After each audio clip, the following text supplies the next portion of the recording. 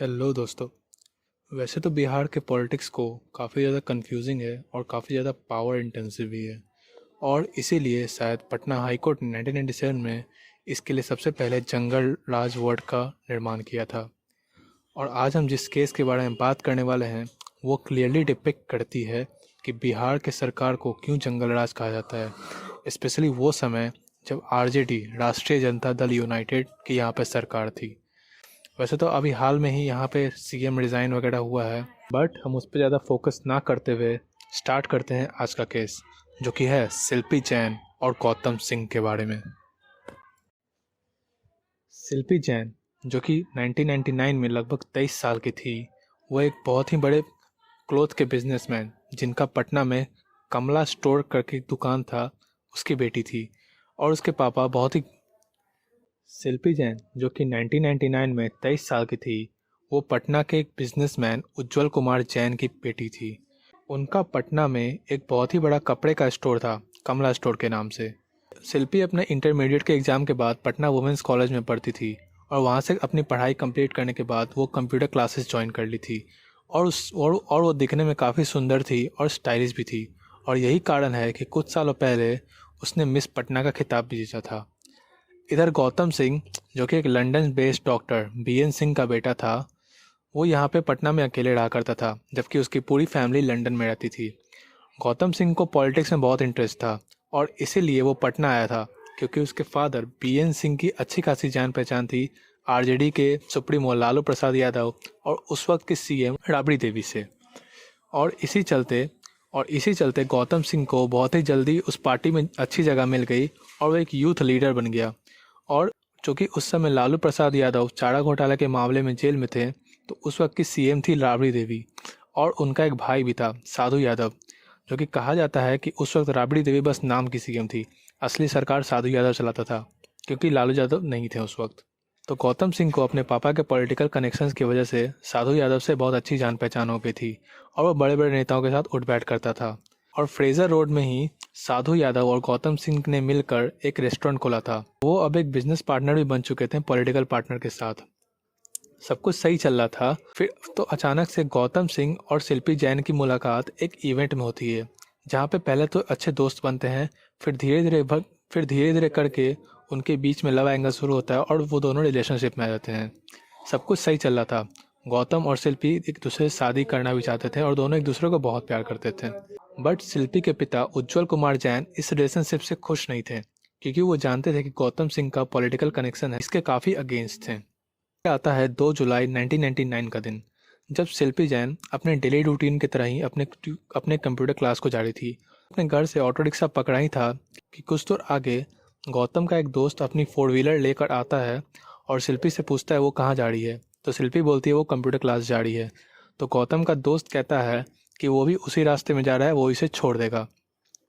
पहले तो शिल्पी हिचकिचाती है, पर चूंकि गौतम के उस दोस्त से वो कई बार मिल चुकी थी, तो वो ऑटो वाले को पैसा देती है और उसकी गाड़ी में बैठ जाती है।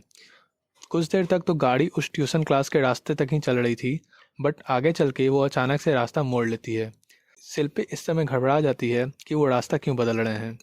फिर गौतम का दोस्त कहता है कि वो फुलवाड़ी शरीफ जा रहे हैं, वाल्मीकि गेस्ट हाउस, और चिंता मत करो वहाँ पे गौतम भी है। फिर शिल्पी पहले तो मना करती है, फिर जब उसने गौतम का नाम लिया तो वो उसके साथ जाने को राज़ी हो जाती है। अगर फुलवाड़ी शरीफ की बात करें तो आज के डेट में वो जगह तो अच्छी खासी पॉपुलेटेड है। 1999 के समय में वो जगह काफ़ी सुनसान हुआ करती थी और वहाँ ढंग से ट्रांसपोर्टेशन सिस्टम भी नहीं था। और वो जो वाल्मीकि गेस्ट हाउस था वो उस समय के पॉलिटिशियंस का अयासी का अड्डा था। और इनफैक्ट वहाँ पे गौतम सिंह उस शिल्पी का इंतजार नहीं कर रहा था, उसका दोस्त उसे झूठ बोला था। बट गौतम को समहाउ ये बात पता चल जाती है कि उसके किसी दोस्त ने शिल्पी को वाल्मीकि गेस्ट हाउस लेके गए हैं। फिर गौतम हड़बड़ाया हुआ जल्दी जल्दी वाल्मीकि गेस्ट हाउस पहुँचता है। वहाँ पहुँचने के बाद की जो कहानी है वो बहुत हद तक सुनी सुनाई है और इसका कोई प्रूफ नहीं मिल पाया है आज तक। तो अकॉर्डिंग टू स्टोरी, जब गौतम वहाँ पे पहुँचता है तो वो देखता है कि शिल्पी एक कमरे में है और उस कमरे में कई सारे लोग हैं जो कि शिल्पी का फिजिकल असॉल्ट कर रहे हैं। गौतम शिल्पी को छुड़ाने जाता है तो वो लोग गौतम पे ही भिड़ जाते हैं और उसे काफ़ी पीटते हैं और फाइनली गला दबाकर उसकी हत्या कर देते हैं। फिर उसके बाद वो लोग शिल्पी को फिजिकली टॉर्चर करते हैं, उसके बाद उसका भी गला दबाकर मर्डर कर देते हैं। फिर उसके बाद रातों रात वो दोनों की बॉडी को गौतम की ही कार में फ्रेजर रोड के गैराज में छोड़ जाते हैं और वो गैराज कथित तौर पर डॉक्टर बीएन सिंह, जो कि गौतम के फादर थे, उन्हीं का था। और सुबह सुबह किसी ने गांधी मैदान पुलिस को एक कॉल करके बताया कि गैराज के अंदर 2 बॉडीज़ पड़ी हैं एक कार के अंदर। और चूंकि गैराज अंदर से लॉक था, तो ये जाहिर सा सवाल उठता है कि आखिर जो आदमी बाहर खड़ा था उसे कैसे पता चला कि अंदर बॉडी है, और किसने कॉल किया था ये आज तक पता नहीं चल पाया है। फिर पुलिस मौका वारदात पे पहुंची और उसने जब गैराज खोला तो उसमें शिल्पी और गौतम की बॉडी थी। गौतम की बॉडी पे बस पैंट था और शिल्पी की बॉडी पर भी बस एक टी शर्ट था, और उस टी शर्ट पे काफ़ी सारे धब्बे थे, और बॉडी को देखकर ऐसा लग रहा था कि उसे मारा पीटा गया है। इस बॉडी को ले जाने के लिए काफ़ी ज़्यादा हड़बड़ी दिखाती है, और चूँकि प्रोसेस ये होना चाहिए कि उस गाड़ी को कोई सरकारी व्हीकल आके टो करके ले जाएगा, बट उस केस में ऐसा नहीं हुआ। उस गाड़ी को एक पुलिस कांस्टेबल ही चला के ले गया, जिसकी वजह से कहा जाता है कि स्टीयरिंग व्हील पे जो भी फिंगरप्रिंट्स के निशान थे, गाड़ी में जो भी सबूत मिल सकते थे, वो सब पुलिस ने ही जानबूझ के मिटाए हैं। और गौतम सिंह के परिवार वालों को इसके बारे में तक कुछ नहीं पता था, वो सब लंदन में ही थे। और यहाँ पर पुलिस ने जल्दी जल्दी उसी दिन शिल्पी और गौतम दोनों की बॉडी को क्रीमेट कर दिया गया। और उसी समय साधु यादव अपने कुछ पार्टी के कार्यकर्ताओं के साथ वहाँ पे आके हंगामा करने लगे। और साधु यादव को इसकी खबर कैसे मिली, ये भी एक डाउट का सवाल है, और इसका भी आज तक कोई पता नहीं चल पाया है।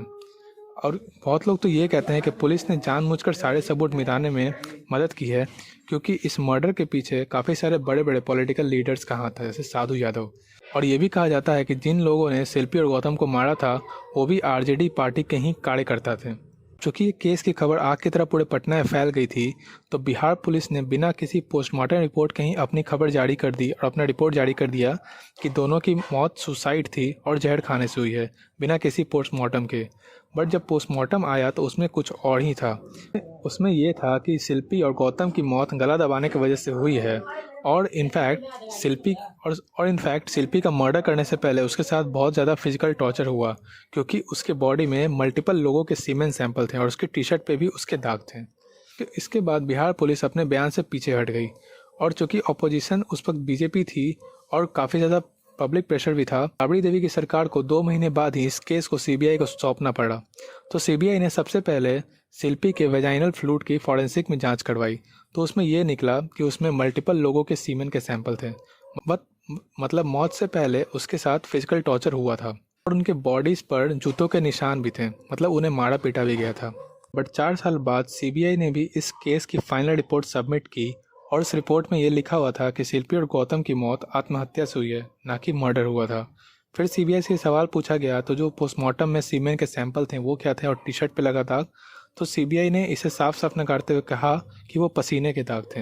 अब ऐसा तो हो नहीं सकता कि पोस्टमार्टम रिपोर्ट में गलत आ जाए, तो इसके पीछे साफ साफ पता लगता है कि उस वक्त के सत्ताधिकारी लोगों का सीबीआई और बिहार पुलिस दोनों पे इतना ज़्यादा पकड़ मजबूत था कि दोनों ने इस केस के सारे सबूत मिटाने में कोई कसर नहीं छोड़ी, और इनफैक्ट शिल्पी जैन और गौतम सिंह को कभी भी आज तक इंसाफ नहीं मिल पाया। अब ये तो थी एक स्टोरी। अब दूसरी स्टोरी ये रिवॉल्व करती है पब्लिक के अराउंड कि शिल्पी जैन और गौतम सिंह ने सीक्रेटली शादी कर ली थी, और जिस रात उनकी लाश मिली थी उस रात वो अपने हनीमून मनाने के लिए वाल्मीकि गेस्ट हाउस पे गए थे, और फिर वहाँ पे हनीमून मनाकर उन दोनों ने सुसाइड कर लिया, क्योंकि वो दोनों जानते थे कि उनके पेरेंट्स उनकी शादी को कभी भी एक्सेप्ट नहीं करेंगे।